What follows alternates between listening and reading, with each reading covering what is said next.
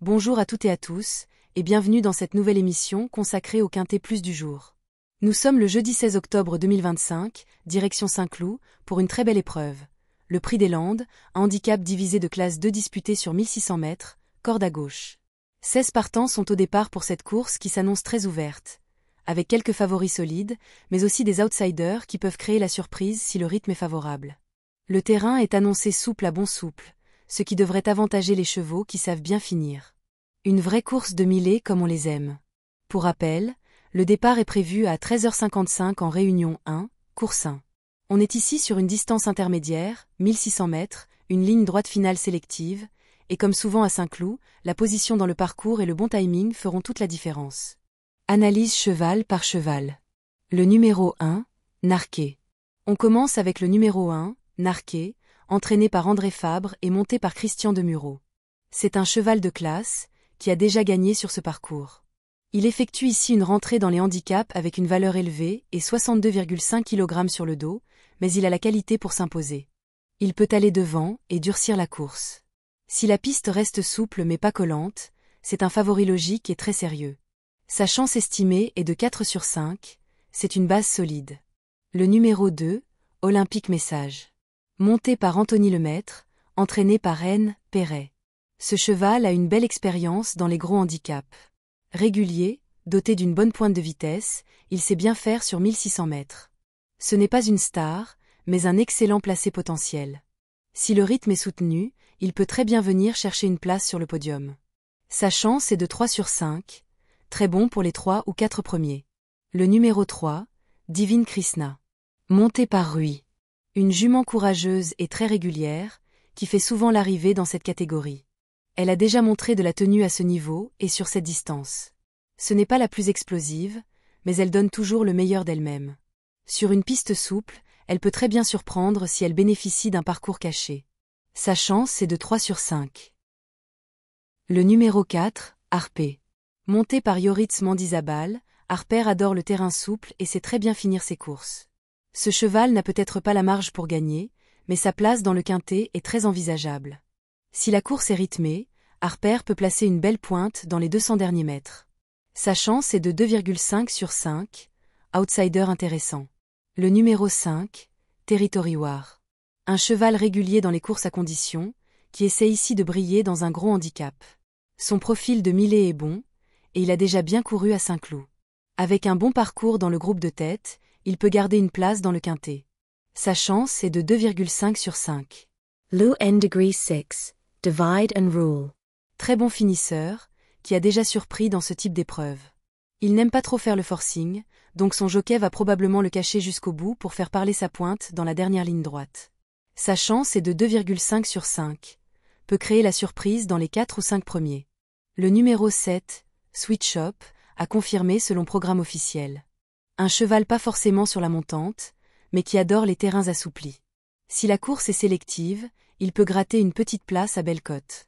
Sa chance est de 2 sur 5. Le numéro 8, Torpan. Spécialiste des fins de course. Son défaut, il part souvent trop loin. Mais attention, à Saint-Cloud, si le rythme est élevé, les attentistes peuvent revenir très fort. Sa chance est de 2 sur 5. Le cheval numéro 9, Tudo BEM. Cheval régulier, souvent entre la 4 et la 6 places dans ce type de course. Ce n'est pas un gagnant-né, mais il peut compléter la bonne combinaison. Sa chance est de 2 sur 5. Le numéro 10, Alparslan. Cheval à belle action, mais qui manque parfois de tranchant dans les phases finales. Sur ce type de distance, il peut espérer accrocher une place, surtout avec un bon numéro à la corde. Sa chance est de 2 sur 5. Le numéro 11, Salala. Voilà un cheval très sérieux, souvent vu à l'arrivée dans les gros handicaps. Il sait s'adapter à tous les terrains, a une belle expérience, et son entourage vise souvent juste. Dans cette course, c'est une très bonne base pour les jeux placés.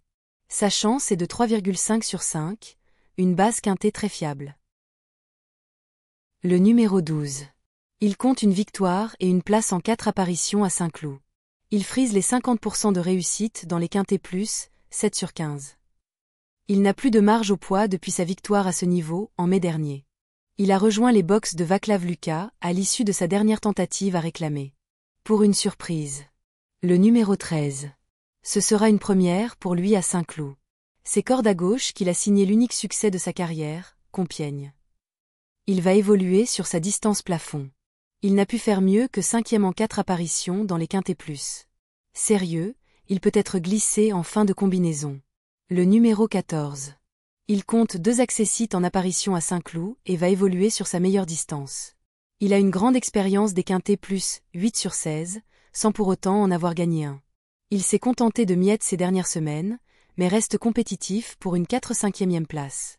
Le numéro 15. Il a encore peu couru et n'a pu faire mieux que 6e en 2 apparitions à Saint-Cloud, tout au niveau quinté plus. Il reste d'ailleurs sur cette tentative dans cette catégorie, avec une 2e place pour meilleur résultat. Il demeure inconstant. Ce sera tout bon ou tout mauvais. Le numéro 16. À 4 ans, il n'a que 10 courses au compteur et affiche une 3e place, 1400 mètres, en 3 apparitions à Saint-Cloud. Il a disputé 3 quintés plus en début de saison, pour autant d'échecs. Absent ensuite, il retrouve la catégorie après une réapparition satisfaisante. Pourquoi pas? Les numéros 12 à 16 sont des outsiders dangereux. Dans cette catégorie, on retrouve notamment Cosmobo, Drogo, Scarface, SWE, Bakilid, Teritius et Forchesté. Ce sont des chevaux qui manquent un peu de régularité, mais qui, dans le bon scénario de course, peuvent créer une belle surprise à belle cote. Je pense notamment à Cosmobo, qui aime bien venir en progression, et à Drogo, qui peut surprendre s'il est dans un bon jour. La tactique de course pourrait être assez claire. Narqué, le numéro 1, pourrait imprimer un bon rythme devant. Des chevaux comme Olympic Message ou Divine Krishna suivront probablement dans le sillage des leaders. Les attentistes comme Torpan ou Dividend Rule devront compter sur un train soutenu pour venir fondre sur les premiers dans la phase finale. Avec une distance de 1600 mètres, le placement dans les 500 derniers mètres sera décisif. Voici maintenant mon pronostic pour ce quintet plus du jeudi 16 octobre à Saint-Cloud. Le 1. Narqué une base solide pour la gagne. Le 11. Salala, régulier, excellent pour les 2 ou 3 premiers. Le 2. Olympic Message, valeur sûre pour une belle place. 4e le numéro 3, Divine Krishna, la régularité paye souvent à Saint-Cloud. 5e le numéro 8, Torpan ou le numéro 6, Dividend Rule, pour une belle cote à l'arrivée. Notre ticket quintet combiné conseillé. Le 1, le 11, le 2, le 3, le 8 et le 6.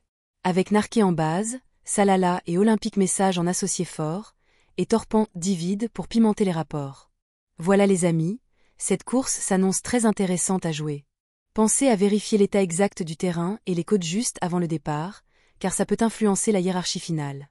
Si vous avez aimé cette analyse, n'oubliez pas de liker la vidéo, vous abonner pour ne rien rater des prochaines émissions, et me dire en commentaire votre propre combinaison quintet plus.